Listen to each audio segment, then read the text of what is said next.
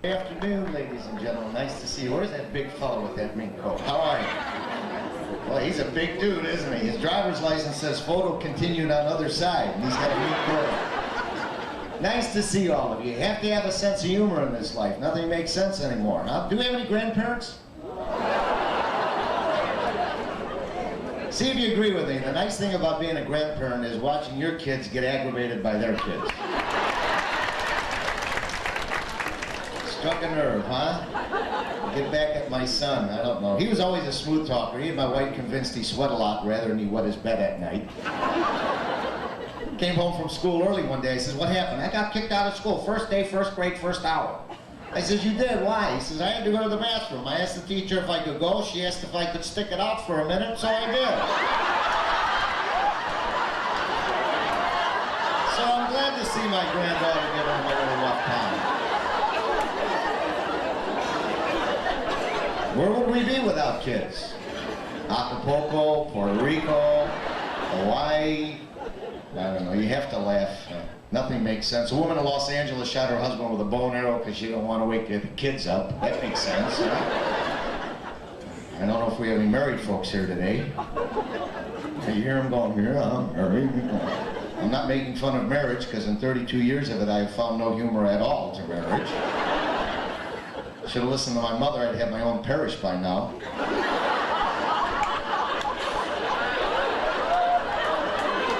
You know what I'm talking about. All mothers want their sons to be a minister or a priest, or every morning I'd wake up, "You're going to be a priest." You know, I couldn't figure out why my mother talked like that. She's from Germany. I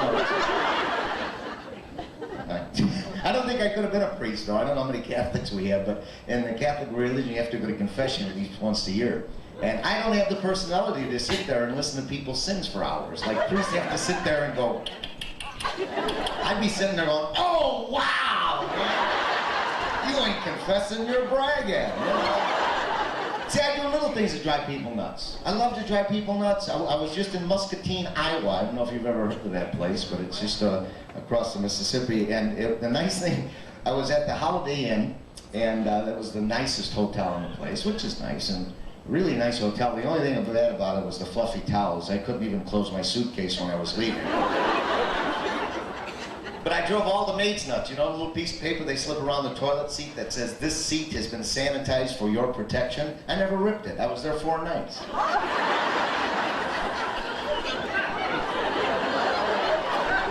I took it off, did my business, put it back on. I'm leaving. All the maids are lined up going, "That's him. He's going to burst. Get out of his way." I drive my wife nuts. I smile in my sleep. Try it, guys. I think you're having fun without them. That really makes them mad, you know. Drove Mayor Daley's office crazy after the great Chicago flood we had a few years ago. I kept calling his office every morning going, "And I was wondering if Marshall Fields was open."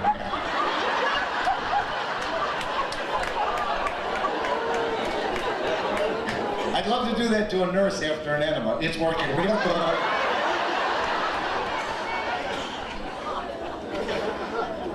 You know, my little granddaughter is being raised down in Louisville, Kentucky, so I'm kind of an absentee grandfather. I never thought I'd see the day where my granddaughter, just cute as a button, 4 years old, would walk up to me, her grandfather, and go, "Hi, Pat Paul, how y'all doing?" You know? I expected something a little more Italian out of her. I don't know. Do we have any Italians out there by any chance? A few. All right, that's all we need. You saw the movie The Godfather. I'm sure everybody has. I saw the movie 3 times. I learned 3 things from it. Number 1, whenever I take the tollway, I make sure I have exact change. Second thing I learned was how to knock the heck out of my brother-in-law with a garbage can lid. Remember that?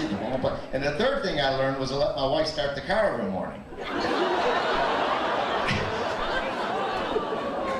Don't you love it too when your car won't start? You call your mechanic and you go, "My car won't start," and he goes, "Bring it in." Like, "Oh yeah, I'll pick it up and walk with it." I told my wife, "Get the truck, give me a push." "I never did that before." "Well, you just go about 40 miles an hour. It'll kick into gear. I'll wave my hand, back off." "I never did that before." "Just get in the car and do it." Did you ever in your life sit in the car, look in a rearview mirror, and see a woman coming at you 40 miles an hour? With a smile on her face? My stupid brother-in-law going, "Come on, you got lots of room, come on." This brother-in-law's crazy. He went ice fishing one time. He started to dig a hole in the ice and he heard a voice going, "There's no fish under the ice." And he looked up and he goes, "Is that you, Lord?" "No, it's the ice rink manager."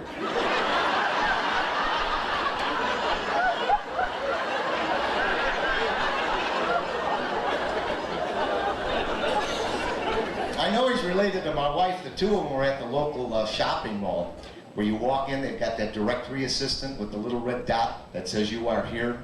And the two of them are going, "How does it know we're here?" My brother-in-law is going, "I tried to fool it last week. I came in on the other end and it knew I was over there." You gotta laugh. So I told my son, you want to be married 32 years happily, you better laugh. Your wife ever argue with you, you just look her in the eye and laugh. See how long he lives. I remember every time I brought home a girl, my mother would find something wrong with her. Mothers are all possessive with their sons, you know. Every time I bring home a girl, my mother would find something wrong. "She's too tall." I says, "Ma, she didn't even get out of the car." "She's too short. She's too fat. She's too skinny. Go find a nice girl like me." So I went to Cicero.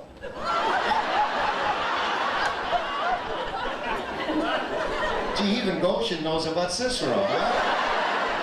And I found a girl in Cicero not only looked like my mother, she acted like her, walked like her, talked like her, cooked like her. I brought her home, my father didn't like her.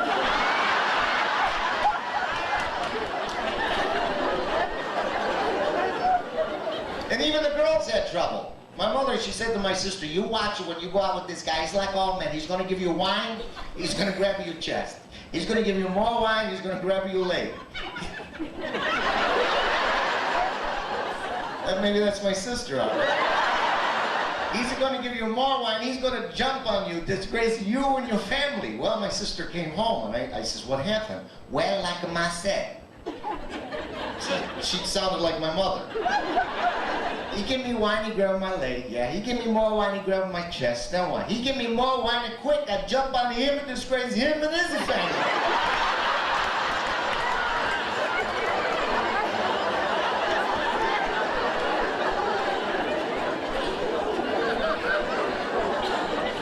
Doesn't make sense.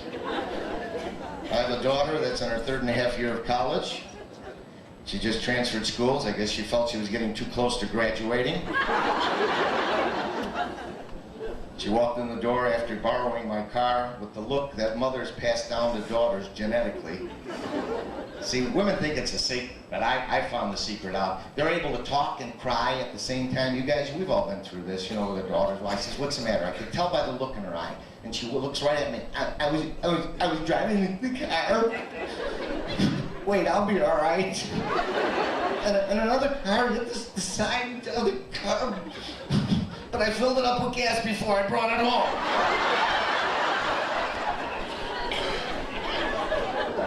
I gave her a kiss. I says, "We have insurance. Are you okay?" "I'm okay. Nobody was hurt. Nobody was hurt." And she looked at me right in the eye, and then she says, "If you want to look at the fender, it's in the trunk."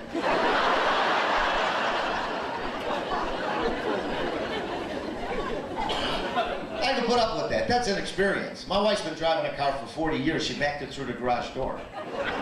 You know why? Because the battery was dead and the garage door opened.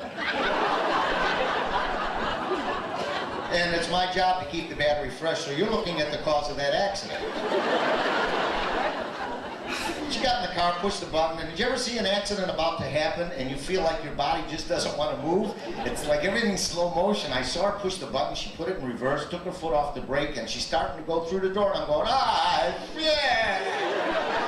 Wow, right through the door. Nice clean cutout. You could see the antenna like in Tom and Jerry cartoons. I says, "What happened?" "I didn't see the door." 18 feet wide. 8 feet, I didn't see the door, but she spots a blonde hair on my shirt at 190 yards. Part of being married. My mom and dad were married a lot of years, God bless them. God rest their souls.